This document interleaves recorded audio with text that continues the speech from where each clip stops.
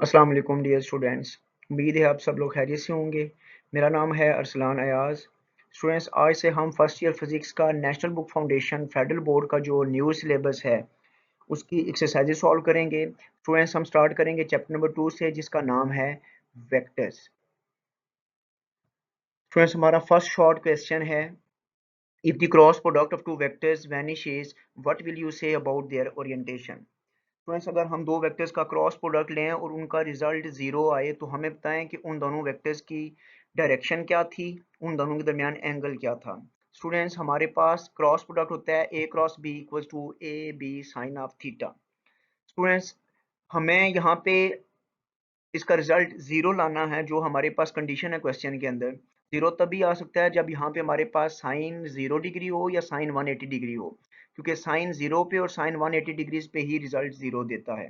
ये कब पॉसिबल है? ये तब पॉसिबल है जब दोनों वेक्टर्स की डायरेक्शन सेम हो, दोनों पैरेलल हों तो एंगल 0 डिग्री होगा, या दोनों एंटी पैरेलल होंगे तो दोनों की डायरेक्शन 180 डिग्री उनके दरमियान एंगल होगा। तो हम लोग लिखेंगे, if the cross product of two vectors is zero it indicates that the vector are either parallel और anti parallel means angle 0 degree होगा या फिर 180 डिग्री होगा। तो हम यहाँ पे जीरो पुट करेंगे और 180 डिग्री पुट करेंगे तो दोनों का रिजल्ट जीरो आएगा, जो कि हमारी क्वेश्चन के अंदर कंडीशन थी। क्वेश्चन नंबर 2 है, students, find the dot product of two unit vectors with each other at 0 degree and 90 degree. तो दोनों केसेस को हम देखते हैं एट 0 डिग्री। स्टूडेंट्स, हम यूनिट वेक्टर्स दो लेंगे। यूनिट वेक्टर ऐसे वेक्टर्स होते हैं जिनका मैग्नीट्यूड 1 होता है। तो हमने यहाँ पे दो यूनिट वेक्टर्स कंसिडर किए हैं आई। तो आई डॉट आई जो है वो इक्वल होगा आई आई कॉस ऑफ थीटा के। तो हमें पता है जो यूनिट वेक्टर्स होते हैं उनका मैग्नीट्यूड 1 होता है, तो यहाँ पे 1 1 आ जाएगा। अब cos of 0 degree, first condition में उन्होंने क्या कहा था, 0 डिग्री, तो आप यहाँ पे 0 पुट करेंगे, रिजल्ट 1 आएगा। ऐसे ही जब दूसरी कंडीशन जो है वो 90 डिग्री पुट करेंगे तो मैग्नीट्यूड फिर से आप 1 1 पुट करेंगे। गो के यहाँ पे हमने दोनों यूनिट वेक्टर्स डिफरेंट लिए हैं, यहाँ पे सेम यूनिट वेक्टर्स लिए थे और यहाँ पे डिफरेंट लिए हैं, एक आई और दूसरा जे है। दोनों का मैग्नीट्यूड क्या होगा, 1, और कॉस ऑफ 90 डिग्री क्या होता है, जीरो होता है। ये जीरो जब यहाँ पे मल्टीप्लाई होगा तो इन 1 को भी ये जीरो कर देगा। क्वेश्चन नंबर 3 है, student, show that the scalar product obeys the commutative property. हमने शो ये करना है स्टूडेंट्स के ए डॉट बी जो होता है वो इक्वल होता है बी डॉट ए के। यानी कि जो स्केलर प्रोडक्ट होता है या फिर आपका डॉट प्रोडक्ट होता है वो ऑर्डर पे डिपेंड नहीं करता। The scalar product or dot product obeys the commutative property because for any vector a and b, a dot b equals to b dot a. This means the order in which the vectors are multiplied does not change the result. तो हम students इसको जरा prove करना है हमने, तो हम इसको यहाँ पे कंसीडर करते हैं दो वेक्टर्स हमने लेट किया। एक vector A X I plus A Y J है और दूसरा vector B X I plus B Y J. आप इसको 3 डायमेंशनल केस में भी ले सकते हैं, यहाँ पे हमारे पास ए जी के और बी जी के भी आ सकता है।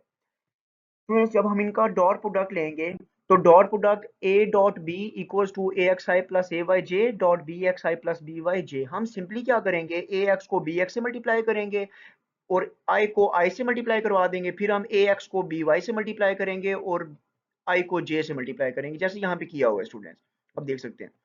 फिर हम क्या करेंगे, ए वाई को जो है वो बी एक्स से मल्टीप्लाई करेंगे तो ए वाई बी एक्स हो जाएगा, और जे को आई से करेंगे तो यहाँ पे जे डॉट आई आ जाएगा। ऐसे ही ए वाई को ए बी वाई से करेंगे तो ए वाई बी आएगा आएगा और जे को जे से करेंगे तो जे डॉट जे आएगा। अब स्टूडेंट्स, हमें पता है कि जब भी हम दो सेम यूनिट वेक्टर्स का डॉट प्रोडक्ट लेते हैं तो रिजल्ट हमारे पास 1 आता है, चाहे वो आई डॉट आई हो, जे डॉट जे हो या के डॉट के हो, तीनों का रिजल्ट क्या आता है, 1 आता है, जो यहाँ पे 1 लिखा हुआ है। ऐसे I dot J, J dot I या के डॉट आई जो है वो इनका रिजल्ट 0 आता है। तो हम यहाँ पे सिंपल ऊपर यहाँ पे पुट करेंगे, इसकी जगह हम लोग 0 पुट करेंगे, इसकी जगह भी 0 पुट करेंगे और यहाँ पे जो है वो हम क्या कर देंगे, 1 पुट करेंगे और यहाँ पे भी हम क्या करेंगे, 1 पुट करेंगे। तो हमारा रिजल्ट आ जाएगा ए एक्स बी एक्स, यहाँ से 0 हो जाएगा, यहाँ से भी 0 हो जाएगा और यहाँ से आपका आ जाएगा ए वाई बी वाई। ये क्वेश्चन नंबर 1 होगी। अब स्टूडेंट्स, हमने फाइंड करना है बी डॉट ए। तो हम बी वेक्टर को पहले लिखेंगे और ए वेक्टर को बाद में लिखेंगे। तो बी डॉट ए जब लिखा तो बी एक्स को फिर ए एक्स से मल्टीप्लाई करेंगे तो ये बी एक्स ए एक्स आ जाएगा। आई आई से मल्टीप्लाई होगा, इसकी जगह फिर 1 पुट करेंगे। ऐसे ही बी वाई को ए एक्स से और फिर बी वाई को ए वाई से मल्टीप्लाई करेंगे तो हमारे पास जे डॉट आई और जे डॉट जे आएगा। तो सेम ऊपर वाली कंडीशन ये वाली हम दोबारा से इसको इसके अंदर पुट करेंगे।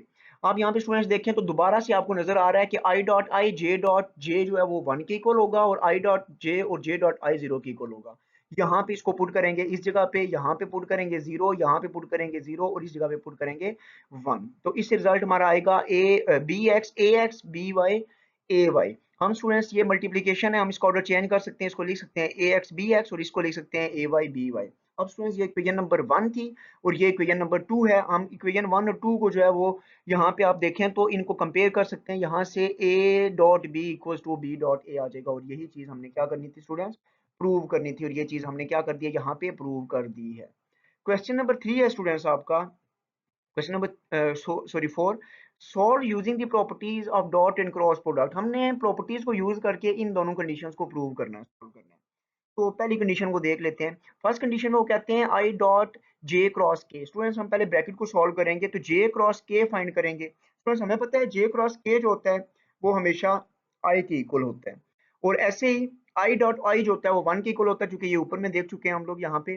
तो आई डॉट आई 1 के इक्वल हो जाएगा, और पहले हम जे क्रॉस के को सॉल्व करते हैं। जब जे क्रॉस के को सॉल्व करेंगे तो यहाँ से आ जाएगा आई, तो इसकी जगह पे हम लोग लिख देंगे आई। यहाँ पे जब आई आएगा तो यहाँ पे आई आ जाएगा, तो आई डॉट आई जब फाइंड करेंगे तो वो 1 के इक्वल होता है, तो यहाँ से इसका रिजल्ट 1 आ जाएगा। दूसरी कंडीशन में स्टूडेंट जे क्रॉस के पहले फाइंड करेंगे, तो जैसे यहाँ पे आई लिखा है ऐसे ही इसकी जगह आई आ जाएगा। तो यहाँ पे जब आई आएगा हमारे पास, तो इस जगह पे आई आएगा, यहाँ पे आई आ जाएगा इसकी जगह, और ये जब जे क्रॉस आई फाइंड करेंगे तो जे क्रॉस आई से स्टूडेंट्स हमारे पास सिंपली क्या आ जाएगा, माइनस के आएगा, क्योंकि जब भी हम लोग यूनिट वेक्टर्स का क्रॉस प्रोडक्ट लेते हैं तो हमेशा वो थर्ड वेक्टर के इक्वल आता है। तो हमारे पास माइनस के आ जाएगा, तो इसका रिजल्ट माइनस के और इसका 1 आ जाएगा। तो उस क्वेश्चन नंबर 4 को देखते हैं, क्वेश्चन नंबर 5 को। क्वेश्चन नंबर 5 है if both the dot product and cross product of two vectors is zero, what would you conclude about the individual vectors. Students हमने ये शो करना है कि अगर दोनों वेक्टर्स का हम डॉट प्रोडक्ट और क्रॉस प्रोडक्ट लें और दोनों का रिजल्ट जीरो आए, तो फिर उस वक्त दोनों जो वेक्टर्स थे वो दोनों वेक्टर्स उनका मैग्नीट्यूड क्या था, उनकी डायरेक्शन क्या थी, ये चीज हमने प्रूव करनी है। तो हम यहाँ पे लिखेंगे if both the dot and cross product of the two vectors is zero, it indicates that the vectors are either both are zero or one is zero vector and the other is a multiple of the zero vector। Students हमने यहाँ पे prove ये करना है कि दोनों condition में dot और क्रॉस प्रोडक्ट दोनों की कंडीशन में रिजल्ट जीरो कैसे आ सकते हैं। स्टूडेंट्स ये एक ही कंडीशन में पॉसिबल है कि या तो उन दोनों वेक्टर्स में से एक वेक्टर आपका नल वेक्टर हो, यानी जिसका मैग्नीट्यूड जीरो है, या दोनों वेक्टर्स का नल वेक्टर हो या दोनों का मैग्नीट्यूड जीरो हो। तो उन वेक्टर्स का जब आप क्रॉस और डॉट प्रोडक्ट लेंगे तो सिंपली क्या आ जाएगा, उसका रिजल्ट जीरो आ जाएगा। तो हम यहाँ पे इस क्वेश्चन को इस तरह से क्या कर सकते हैं, एक्सप्लेन कर सकते हैं। क्वेश्चन नंबर 6 है students, what are the rectangular components of a vector and how can they be found. Students ये वाला क्वेश्चन आप अपनी टेक्स्ट बुक से भी कर सकते हैं और यहाँ से भी सॉल्व कर सकते हैं, ये टेक्स्ट बुक में भी मौजूद है एज इट इज। क्वेश्चन है कि रेक्टेंगुलर कंपोनेंट फॉर्म क्या होती है वेक्टर्स की और इसको हम कैसे फाउंड करते हैं। तो हम इसको लिखेंगे rectangular components of a vector are the projections of vector along the x y and z axis. They can be found by splitting up a vector into its components along each axis represented as a vector जो है वो rectangular component के form में three dimensional case में हम लोग लिख सकते हैं उसको ए X I plus A Y J plus A Z के, और ऐसे ही हम लोग दूसरे वेक्टर को बी को भी लिख सकते हैं बी एक्स आई बी बी वाई जे, और इस तरह से हम इसको एक्सप्लेन कर सकते हैं। स्टूडेंट्स हम इसमें वेक्टर्स को बुक में जो क्वेश्चन है उस तरीके से में सॉल्व कर सकते हैं। हम यहाँ पे लेट करते हैं कि हमारे पास एक वेक्टर है जो थ्री डायमेंशनल केस में है, वेक्टर ए है। हम इसको रिजॉल्व कर देते हैं इसके कंपोनेंट्स के अंदर। तो हम यहाँ से प्रोजेक्शन जो है वो ड्रॉ करते हैं, परपेंडिकुलर ड्रॉ करते हैं इसके ऊपर, जो कि क्या होती है, प्रोजेक्शन होती है। तो ये वेक्टर ए है, तो इसका ये जो आपका एक्स एक्सिस होता है ये आपका ए एक्स होता है, तो सिंपली ए एक्स लिखते हैं, और ये वाला आपका क्या हो जाता है, ए वाई हो जाता है। अगर ये टू डायमेंशनल केस में होगा तो ऐसे होगा, और अगर थ्री डायमेंशनल केस में होगा तो फिर हम इसको क्या करेंगे, यहाँ पे जेड एक्सिस के ऊपर इसका ले लेंगे ए जी। ठीक हो गया, इसको ए जी ले लेंगे। स्टूडेंट्स हम यहाँ पे यूनिट वेक्टर्स का भी यूज करते हैं। जो एक्स एक्सिस पे यूनिट वेक्टर होता है उसको हम आई कहते हैं, वाई को जे कहते हैं, इसको के कहते हैं। तो स्टूडेंट्स इस तरह से हम इसको रेक्टेंगुलर कंपोनेंट के फॉर्म में रिप्रेजेंट कर सकते हैं। आप ये बुक से भी क्वेश्चन सॉल्व कर सकते हैं, वहां से याद कर सकते हैं। क्वेश्चन नंबर 7 है स्टूडेंट्स, इसको मैं एक दफा रेज कर देता हूँ। क्वेश्चन नंबर स्टूडेंट 7 है आपका, give to examples for each of the scalar and vector products. Students ये एज इट इज आपकी बुक से क्वेश्चन दिया गया, तो आपने स्केलर और वेक्टर प्रोडक्ट किए। स्केलर प्रोडक्ट की एग्जांपल्स में आपने देखा था work done, F dot D जो होता है वो होता है स्केलर प्रोडक्ट, क्योंकि इसके अंदर एफ डी कॉस थीटा आता है, और कॉस थीटा जो होता है वो आपका क्या होता है, डॉट प्रोडक्ट या फिर स्केलर प्रोडक्ट होता है। ऐसे ही इलेक्ट्रिक पावर, इलेक्ट्रिक पावर जो होती है स्टूडेंट्स वो होती है वी डॉट आई के इक्वल। वैसे तो पावर का फार्मूला डब्ल्यू टी भी होता है, हम इसको जब रीअरेंज करते हैं तो वो वी डॉट आई भी आता है। तो ये हमारे पास क्वेश्चन जो है ये भी एग्जांपल होती है किसकी, स्केलर प्रोडक्ट की या डॉट प्रोडक्ट की, यानी V I cos of theta आता है। हम स्टूडेंट्स वेक्टर प्रोडक्ट की दो एग्जांपल्स देखते हैं। तो उसमें एक एग्जांपल आपकी बुक पे एज इट इज टॉर्क की एग्जांपल है। टॉर्क जो होता है वो होता है आर क्रॉस एफ। फ्रेंड्स ये दोनों वेक्टर्स होते हैं, तो आर क्रॉस एफ जो है वो इक्वल आता है R F sine of theta के, और साथ में डायरेक्शनल वेक्टर भी होता है इसमें। तो स्टूडेंट्स ये हमारे पास किसकी एग्जांपल है, वेक्टर प्रोडक्ट की, और ये आपने क्वेश्चन के अंदर किया हुआ है टॉपिक जब आपने सॉल्व किए चैप्टर के दौरान, तो यहाँ पे आपने डिटेल में ये चीज देखी हुई है। साथ में मैग्नेटिक फोर्स को भी हम क्या कह सकते हैं, ये भी आपकी वेक्टर प्रोडक्ट की एग्जांपल है। वी क्रॉस बी होता है, वी यहाँ पे आपकी वेलोसिटी होती है, और बी जो होता है वो आपका क्या होता है, मैग्नेटिक फील्ड होती है। ये क्वेश्चन नंबर 7 था स्टूडेंट्स। क्वेश्चन नंबर 8 की तरफ चलते हैं। क्वेश्चन नंबर 8 है, show that A dot B equals to A X B X plus A Y B Y plus A Z B Z. बस ये आपको ऊपर जो क्वेश्चन हमने किया ये उसी के साथ का क्वेश्चन है। सिर्फ यहाँ पे आपका जो 3 डायमेंशनल केस लिया गया, यानी दोनों वेक्टर जो लिए गए ना वो ए एक्स बी एक्स और ए एक्स ए वाई और ए जी लिया गया है, और बी वेक्टर जो है वो बी एक्स बी वाई और बी जी लिया गया है। तीनों के साथ जो है वो डायरेक्शनल वेक्टर आई जे और के जो यूनिट वेक्टर्स के तौर पर हम लोग यूज करते हैं वो हमने यहाँ पे लिखे हुए हैं। जब इनका a डॉट b फाइंड करेंगे स्टूडेंट, तो सिंपली आप क्या करेंगे, इनका डॉट प्रोडक्ट ले लेंगे। जो हमने पीछे क्वेश्चन किया उसी पैटर्न को देखते हो, ax को bx से, फिर ax को by से, फिर ax को bz से क्या करेंगे, मल्टीप्लाई। ऐसे ही i डॉट i हो जाएगा, फिर i डॉट j हो जाएगा, फिर i डॉट k हो जाएगा। तो स्टूडेंट्स इसको आप मल्टीप्लाई करके देख सकते हैं। हम यहाँ पे i डॉट i को 1 पुट करेंगे, फिर यहाँ पे j डॉट j को 1 पुट करेंगे, फिर हम k डॉट k को भी 1 पुट करेंगे, बाकी तमाम को 0 पुट करेंगे, क्योंकि हमारे पास ये क्या होते हैं, 0 के इक्वल आते हैं। तो इससे हमारे पास result A X B X plus A Y B Y plus A Z B जी जो है वो आ जाएगा। नेक्स्ट क्वेश्चन नंबर 9 है, जो कि लास्ट क्वेश्चन है, वो है what unit vectors are associated with the what units are associated with the unit vectors I J and K. ये जो हमने यहाँ पे ऊपर यूनिट वेक्टर्स यूज किए हैं आई जे और के, ये वाले, इनके साथ कहते हैं कि कौन से यूनिट वेक्टर्स आते हैं, इनके साथ यूनिट्स कौन से आते हैं। तो ऐसे यूनिट वेक्टर्स खुद जो होते हैं वो डायमेंशन लेस होते हैं, तो इनके कोई यूनिट्स नहीं होते। ये खुद किसी दूसरे वेक्टर की डायरेक्शन को रिप्रेजेंट करने के लिए हम क्या करते हैं, यूज करते हैं। सो इनका कोई यूनिट नहीं होता। तो ये हम इस आंसर को इस तरह से यहाँ पे क्या कर सकते हैं, लिख सकते हैं। स्टूडेंट्स ये थे आपके शॉर्ट क्वेश्चंस इस चैप्टर के, चैप्टर नंबर 2 के। हम लॉन्ग क्वेश्चंस की तरफ चलते हैं, कॉम्प्रिहेंसिव क्वेश्चंस की तरफ। क्वेश्चन नंबर 1 है, explain the resolution of a vector into its rectangular components. ये वही क्वेश्चन है जो शॉर्ट क्वेश्चन में मैं डिस्कस कर रहा था स्टूडेंट्स। ये आपकी बुक पे पेज नंबर 20 के ऊपर एग्जैक्टली सेम यही क्वेश्चन मौजूद है, तो आप इस क्वेश्चन को वहां से क्या करेंगे, प्रिपेयर करेंगे। क्वेश्चन नंबर 2 है, what is scalar product, explain also right the properties of scalar product. Scalar product क्या होता है, इसकी डेफिनेशन आपने लिखनी है, साथ में इसको एक्सप्लेन करना है। एक्सप्लेनेशन में आप क्या लिखेंगे, आप वेक्टर कंसीडर करेंगे, और उसका जो दो वेक्टर्स कंसीडर करके उनका डॉट प्रोडक्ट लेंगे, जैसे हमने पिछले क्वेश्चन में किया है, और फिर उसकी जो प्रॉपर्टीज हैं वो आपने पेज नंबर 22 के ऊपर ये प्रॉपर्टीज भी और क्वेश्चन भी मौजूद है, आप वहां से इसको प्रिपेयर करेंगे। क्वेश्चन नंबर 3 है students, what is a scalar product, explain also right the properties of vector product. ये वही सेम क्वेश्चन है स्टूडेंट्स, इसी के साथ आपने क्या करना है, इसको याद करना है। इसमें एडिशनल चीज, इसमें राइट हैंड रूल आएगा, वो राइट हैंड रूल भी आपने एडिशनल इसमें याद करना है, जो कि स्केलर प्रोडक्ट से एक एडिशनल चीज है।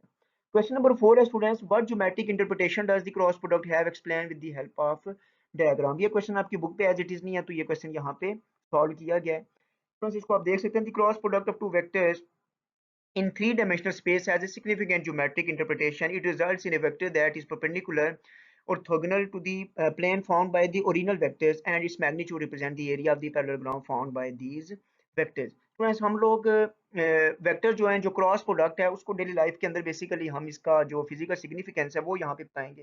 तो आपने बुक के ऊपर भी ये क्वेश्चन देखा हुआ है कि वहाँ पे शॉर्ट क्वेश्चन है कि हम क्रॉस प्रोडक्ट के थ्रू किसी भी एरिया का जो पैरेललोग्राम है उसका एरिया क्या कर सकते हैं, हम फाइंड कर सकते हैं। इस तरह से पैरेललोग्राम एक मौजूद है आपकी बुक पे, और उसका आपने एरिया भी फाइंड किया। ये डायग्राम आगे आएगी, वहां से एक्सप्लेन किया जाएगा। तो स्टूडेंट्स ज्योमेट्री इंटरप्रिटेशन के अंदर सबसे पहले आपने मैग्नीट्यूड लिखना है। तो मैग्नीट्यूड क्या होगा, the magnitude of cross product vectors equal to the area of parallelogram form by the two vectors. जो हमारे पास दो वेक्टर्स का क्रॉस प्रोडक्ट होगा, उनका जो मैग्नीट्यूड होगा, उस मैग्नीट्यूड उनका जो क्रॉस प्रोडक्ट का रिजल्ट होगा, वो इसका वेक्टर का जो मैग्नीट्यूड है वो एरिया के इक्वल होगा। तो हम मैग्नीट्यूड फाइंड करेंगे दो वेक्टर्स का क्रॉस प्रोडक्ट लेके, और उससे जो भी रिजल्ट आएगा हम वही कहेंगे कि उसका मैग्नीट्यूड, उसका पैरेललोग्राम का एरिया है।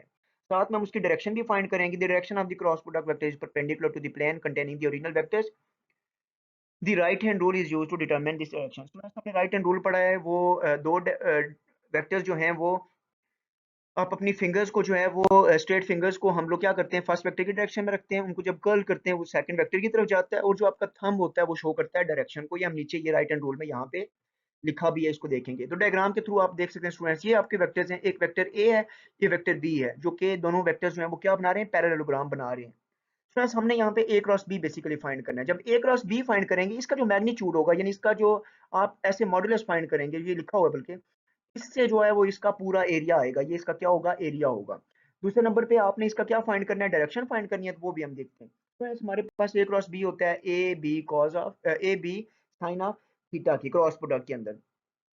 तो जब हम ये फाइंड करेंगे तो हमारे पास जो है वो इसका एरिया आ जाएगा, और साथ में डायरेक्शन राइट हैंड रूल से, राइट हैंड रूल क्या होता है, to determine the direction of A cross B point your right hand finger in the direction of A, curl your fingers towards B, your thumb points the direction of A cross B. हम इस direction में अपनी fingers रखेंगे straight, इनको यूं curl करेंगे, और curl करने के बाद जो आपका थंब होगा वो इस डायरेक्शन में होगा, जो कि ए क्रॉस बी की डायरेक्शन में, और इसी की वो डायरेक्शन को एक्सप्लेन कर रहा होगा, इसे डिटरमिन करेगा। हम एग्जांपल के थ्रू स्टूडेंट यहाँ से हम देखते हैं, हम लेट कर लेते हैं कि दो वेक्टर्स हैं हमारे पास, जिसके कोऑर्डिनेट्स गिवन है a1 2 0, और वेक्टर b के गिवन है 0 1 0। हम इसको क्या करेंगे, इसका a क्रॉस b फाइंड करेंगे। Students a cross b find करने का तरीका यही होता है कि हम इसको क्या करते हैं, a क्रॉस b को इस तरह से हम क्या करते हैं, इसको लिख लेते हैं, और इस तरह से इसको एक्सपेंड करते हैं, ठीक है।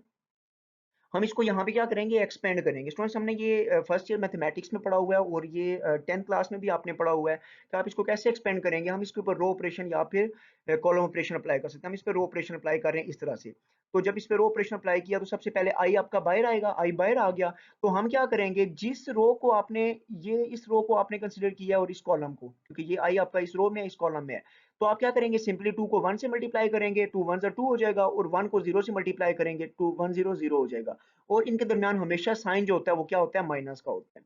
फिर जो दूसरा टर्म होगी, उसमें आपने चूंकि रो ऑपरेशन अप्लाई करना है, तो दूसरा जे बाहर आएगा, जे बाहर आया तो अब इस रो को आपने छोड़ देना है। मैं यहाँ से इसको रेज करके दोबारा से आपको ये चीज बता देता हूँ।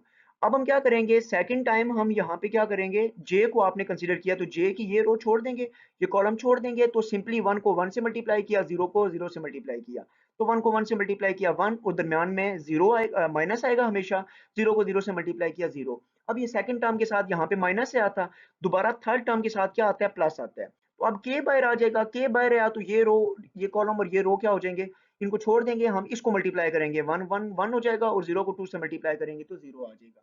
तो इस तरह से हम क्या कर सकते हैं, सॉल्व करेंगे तो आपके पास ए क्रॉस बी आ जाएगा।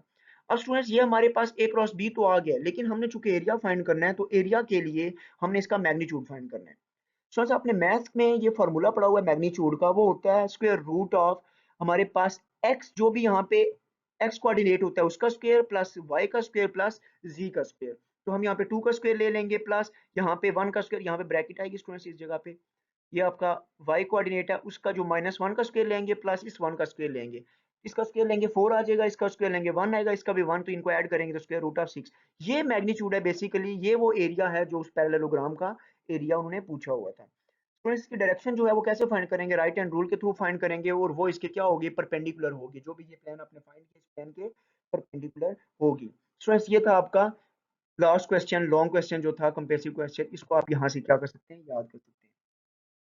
अब स्टूडेंट्स आते हैं हम लोग न्यूमेरिकल प्रॉब्लम्स के ऊपर। स्टूडेंट्स फर्स्ट न्यूमेरिकल है आपका, if the magnitude of the cross product between two vectors is square root of 3 time the dot product, यानी कि आपका जो डॉट प्रोडक्ट, आपका जो cross magnitude of cross product है, यानी A dot A cross B जो है वो इक्वल है square root of A dot B के, यानी अंडर रूट 3 टाइम्स जो है वो डॉट प्रोडक्ट के। तो हम लिखेंगे A cross B equals to square root of 3 A dot B.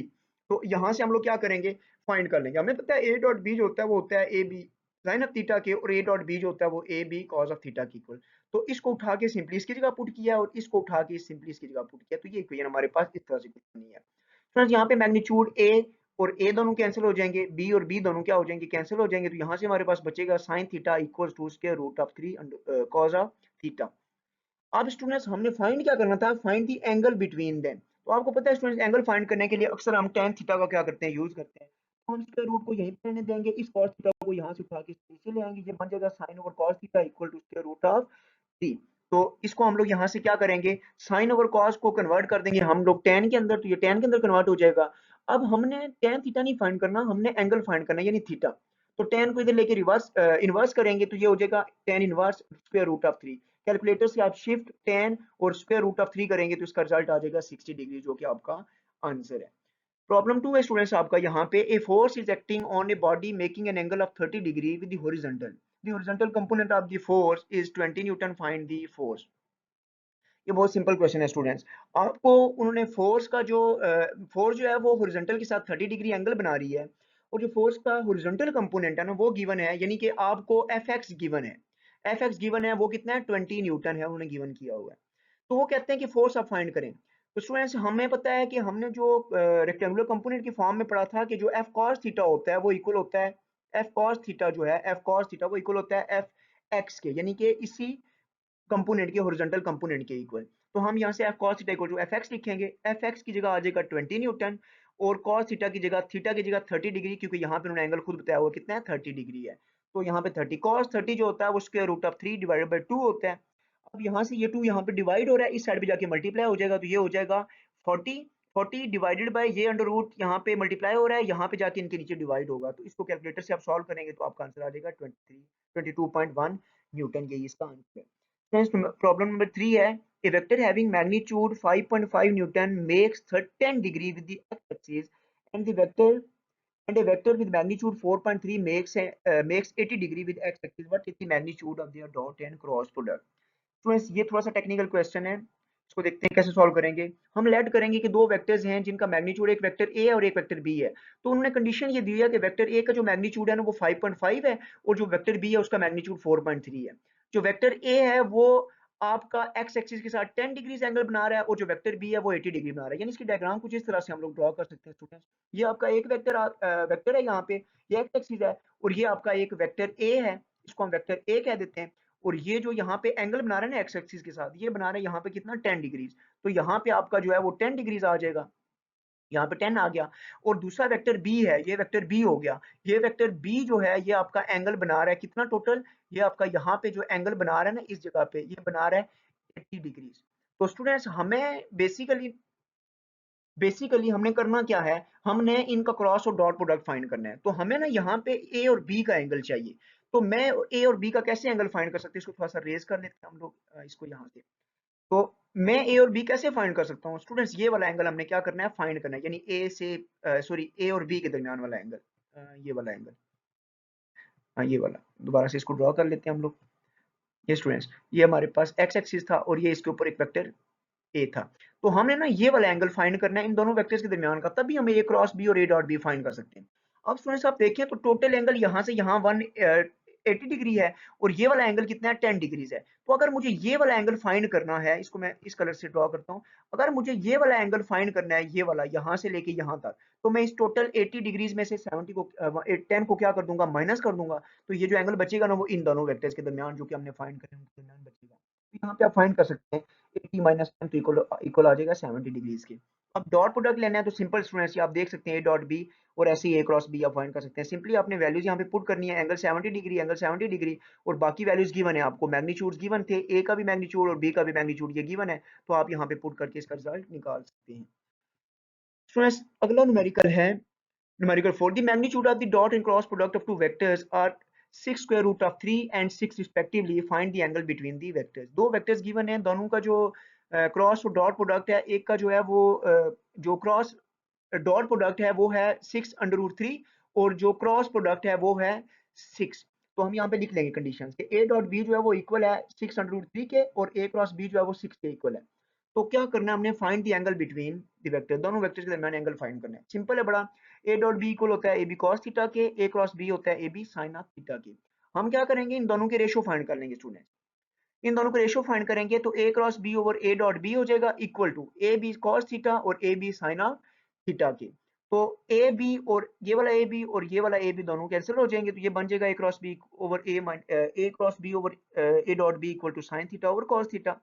Simply A cross B की वैल्यू गिवन थी 6, यहाँ पे 6 आ जाएगा ये वाला, और ए डॉट बी की जगह यहाँ पे वैल्यू गिवन है ये वाली, तो इसको उठा के यहाँ पे पुट करेंगे तो 6 अंडर रूट 3 आ जाएगा, ये tan थीटा की इक्वल होगा। हमने एंगल फाइंड करना है, tan को इधर ले जाके रिवर्स इन्वर्स करेंगे, इन्वर्स करने के बाद आप कैलकुलेटर से क्या करेंगे, tan inverse 1 over under 3 find करेंगे, तो इससे इसका रिजल्ट इजीली आ जाएगा, और ये रिजल्ट आपका आएगा 30 डिग्री। स्टूडेंट्स ये मैं इसको रेज कर देता हूँ ताकि आप लोग इसको नोट्स को यहाँ से देख ही सकें। ये थे स्टूडेंट्स